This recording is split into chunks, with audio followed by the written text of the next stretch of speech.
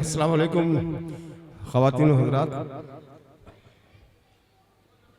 कुछ लम्हे कभी ज़िंदगी में ऐसी खुशियाँ देते हैं जिनका तसव्वुर पहले से नहीं होता है ज़हन में।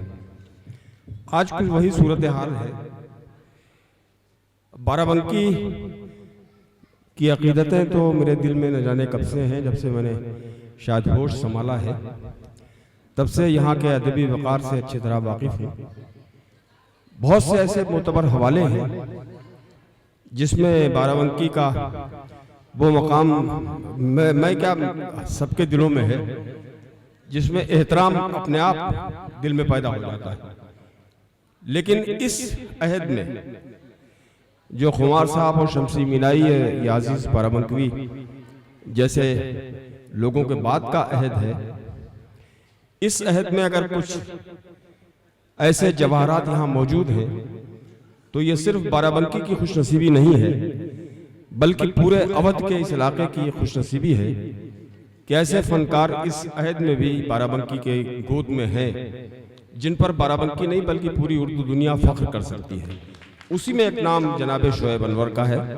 शोएब अनवर का कि शायरी नहीं, इनकी शख्सियत के हर पहलू से मोहब्बत करने वाले लोग यहाँ मौजूद हैं। ये जश्न जो बर्पा किया गया है, ये देखिए किसी की तारीफ करना कोई खास बात नहीं है, रस्म है किसी की तारीफ करना, लेकिन किसी के हुनर का, किसी के फन का एतराफ कर लेना और वो अपने ही दयार में एतराफ करना, इससे बड़ा एहसास मैं समझता हूँ किसी फनकार के लिए नहीं होगा।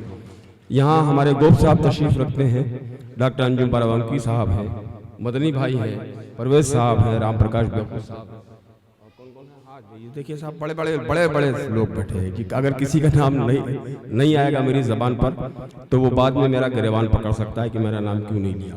इसलिए मैं इससे गुरेज करते हुए सिर्फ सभी मोतबर हजरात की खिदमत में अपनी अक़ीदतों का सलाम पेश करता हूँ।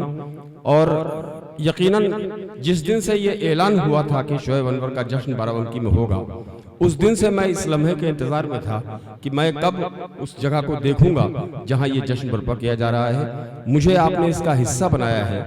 मैं फैज़ को दुआएं भी देता हूं, इनको मुबारकबाद पेश करता हूं कि इन्होंने बड़ा काम किया है। बहुत से ऐसे शेर हैं जो शोएब अनवर के हवाले से या शोएब अनवर की तख्लीक़ात से मैं पेश कर सकता हूँ, लेकिन दो तीन शेर ऐसे हैं जो इनके सिग्नेचर शेर कहलाते हैं। मैं उसको कहता ही यही हूँ कि ये सिग्नेचर शायरी अपनी ज़रूर पढ़ा करें सब जगह।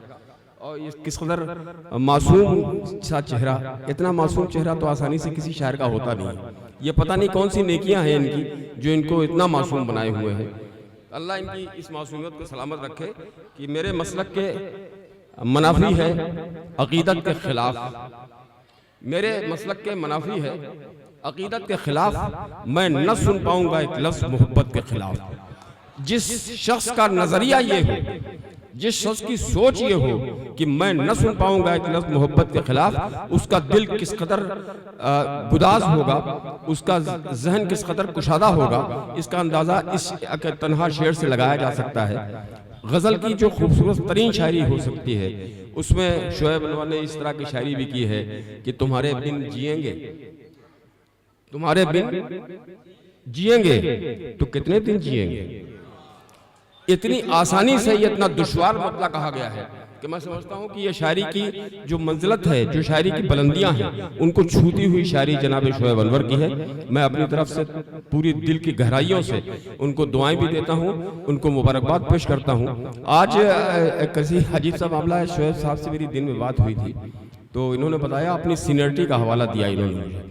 आज मेरी ज़िंदगी के वो 40 साल मुकम्मल हुए हैं जिसमें मेरी बीवी मेरे साथ है और उस 40 वर्षों में आज ही की तारीख में ये जश्न किया जा रहा है। तो मैंने अपनी बेगम से बात कही, मैंने कहा देखो तो यहाँ घर में तो हमारे कुछ नहीं हो रहा है, लेकिन शोएब अनवर का जश्न इसीलिए है कि आज हमारा 40वां होना है और इस 40वें के तहत हम लोग इसको सेलिब्रेट कर रहे हैं, इसकी खुशी मना रहे हैं।